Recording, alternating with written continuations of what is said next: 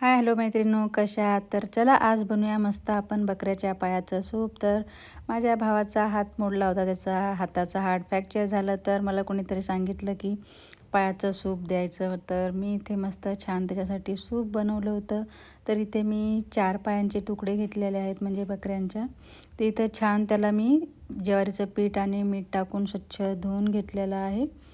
आणि एका मिक्सरच्या भांड्यात थोडासा कोथिंबीर, धनी, आलं, लसूण आणि हिरव्या मिरच्यांची पेस्ट तयार करून घेतली. हे बघा, जरा तिखट केलं तरी चालेल, जरा म्हणजे छान तोंडाला चव येईल. तर इथे एक मोठं कुकर घेतलं, त्यामध्ये 1 झाकण तेल घातलं, तेजपत्ता, दालचिनी, लवंग, इलायची, काळी मिरी आणि 2 हिरव्या मिरच्या कट करून घातल्या. तसंच एक बारीक चिरून कांदा घातला आणि कांदा चांगला परतून घेतला. आता त्यामध्ये मी धुवून घेतलेले पाय टाकून घेतलेत आणि परतून घेतले. पाय चांगले धुवून घ्यायचे, म्हणजे केस वगैरे असतात भरपूर, तर पोटामध्ये गडबड होऊ शकते. तर आता याला मी 5 मिनटं चांगलं असं परतून घेतलं.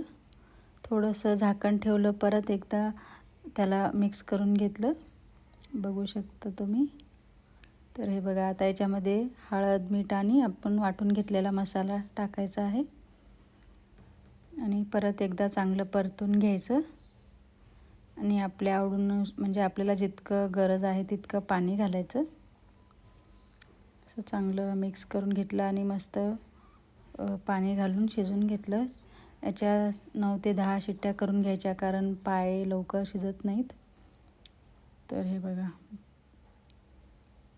मस्त गावाला याला असं छान तिखट रस्सा म्हणतात, पिवळा. तर मस्त मी आता याच्या शिट्ट्या करून घेतल्या. तर चला बघूया, आपलं सूप रेडी झालेलं आहे.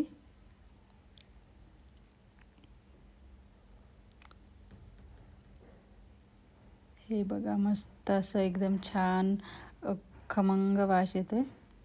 ते एका भांड्यात काढले मी याला. आणि कसा वाटला व्हिडिओ, कशी वाटली रेसिपी नक्की सांगा. व्हिडिओ आवडल्यास लाईक करा, चॅनलला सबस्क्राईब करायला विसरू नका. भेटूया पुढच्या व्हिडिओमध्ये. तोपर्यंत बाय बाय.